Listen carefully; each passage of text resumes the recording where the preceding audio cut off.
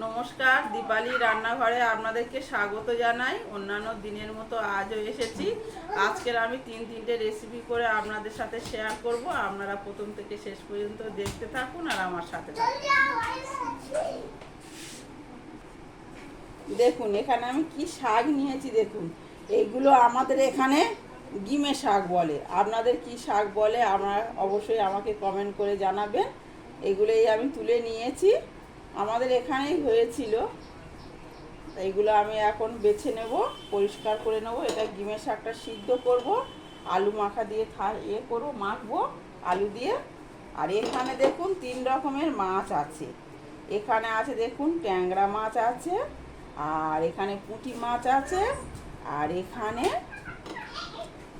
একটু মাছ আছে। এবার এই মাছগুলো আমি ট্যাংরা মাছগুলো দেখুন এখানটায় কুমড়ো আলু ডাঁটা দিয়ে তরকারি করব, পুঁটি মাছটা ভাজা করব, আর এই ন্যাথোস মাছটা আমার নীলের জন্য, ও যেহেতু এই মাছগুলো আজকে পছন্দ করছে না, ওর এই ন্যাথোস মাছটা রান্না করে দেব।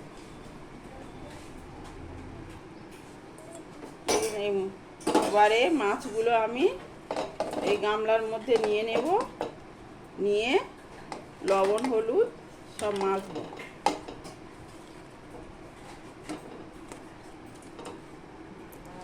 মাছের পরিমাণে লবণ দিয়ে দেব, আর দিয়ে দেব হলুদ গুঁড়ো। একটু মেখে নেব।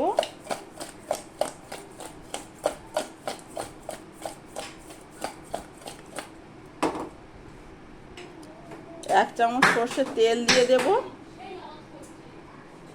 দিয়ে এই তেলটা দিয়েও আবার আরেকবার একটু মেখে নেব।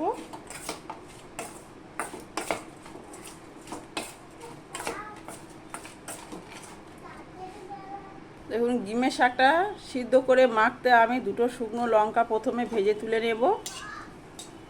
দেখুন এখানে পুঁটি মাছগুলো আমি ভাজা রাখবো। পুঁটি মাছের সাইজগুলো দেখুন।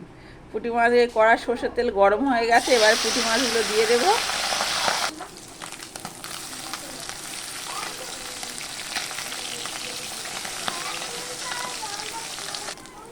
দেখুন মাছগুলো ভাজা হয়ে গেছে, এবার আমি তুলে নেব।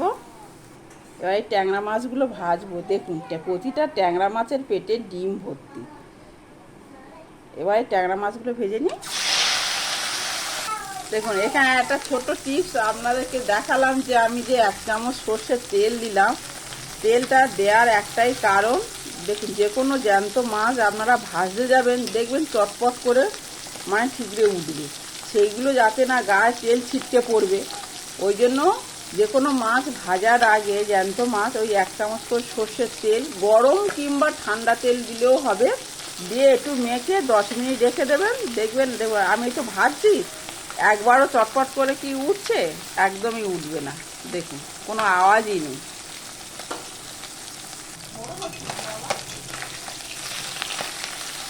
ট্যাংরা মাছগুলো ভাজা হয়ে গিয়েছে, এবার আমি তুলে নেব।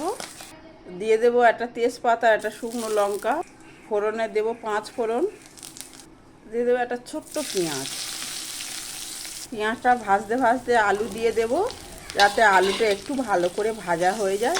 পেঁয়াজও একটু ভালো ভাজা হবে আর আলুটাও ভালো ভাজা হয়ে যাবে, একসাথে দুটো কাজই হয়ে যাবে। এখানে কুমড়ো আর ডাঁটা দিয়ে দেব, দিয়ে দেব পরিমাণ মতো লবণ, দিয়ে দেব হলুদ গুঁড়ো। সবজি ভাজা হয়ে গিয়েছে, এবার দিয়ে দেব জল, ঢাকা দিয়ে দেব। মাছগুলো দিয়ে দেব, দিয়ে দেব 1 চামচ জিরে ধনে গুঁড়ো।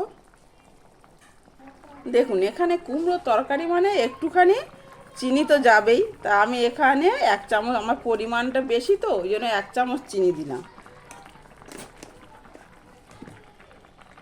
দিয়ে দেবো 3টে কাঁচা লঙ্কা কুচি।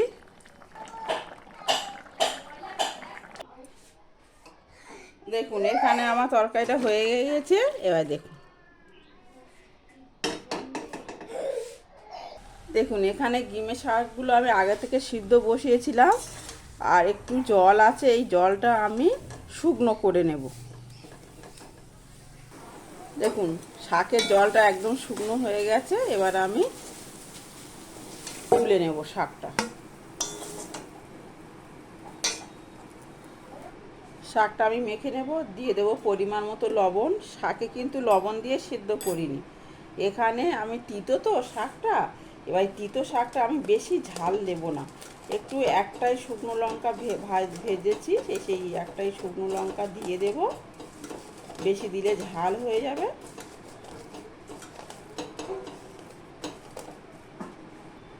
দিয়ে দেব পরিমাণ মতো সর্ষের তেল। দেখুন এখানে আমি এই তিতো শাকটা তো দুরকম আলু দিয়ে মাখবো। দেখুন এখানে একটু মিষ্টি আলু নিয়েছি, ভাতের মধ্যে দিয়েছিলাম, একটু গরম আছে, খোসাটা একটু ছাড়িয়ে নেব।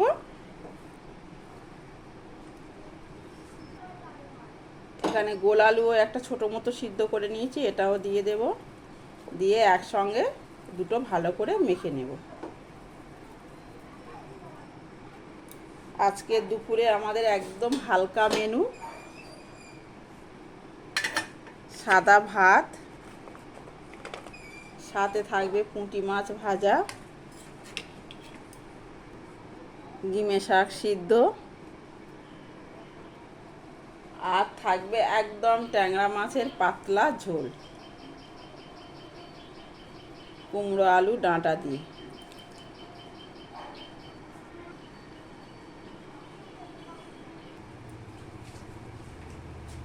দেখুন আমার এই রেসিপিগুলো যদি আপনাদের ভালো লেগে থাকে তাহলে আপনারা অবশ্যই ইউটিউব থেকে দেখলে সাবস্ক্রাইব করবেন, আর আমার ফেসবুক পেজ আপনারা ফলো করবেন। সুস্থ থাকুন, ভালো থাকুন, এই বলে আজকের ভিডিওটা এখানেই শেষ করছি। আবার অন্য দিন অন্য কিছু নিয়ে আপনাদের সাথে আবার আমি শেয়ার করতে আসবো।